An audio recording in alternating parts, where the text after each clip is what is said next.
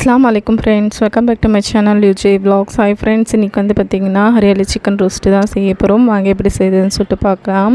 அதுக்கு வந்து பார்த்திங்கன்னா ஒரு மிக்ஸி ஜாரில் வந்து பார்த்திங்கன்னா ஒரு வெங்காயம், முழு வெங்காயத்தை வந்து போட்டுக்கலாம். அதுக்கப்புறமா தக்காளி கட் பண்ணி போட்டுட்டு, அதுக்கப்புறமா 1 டேபிள் ஸ்பூன் போல் வந்து மிளகு, 5லேருந்து 6 பச்சை மிளகா, அதுக்கப்புறமா ஒரு கைப்பிடி அளவு கொத்தமல்லி, கொஞ்சோண்டு கருவேப்பிலை, இது எல்லாமே போட்டு நல்லா மிக்சியில் அரைச்சிட்டு ஒரு கடாய் வச்சுட்டு அதில் எண்ணெய் போட்டு எண்ணெய் நல்லா சூடானதுமே வந்து பார்த்திங்கன்னா இஞ்சி பூண்டு பேஸ்ட் வந்து போட்டுக்கலாம்.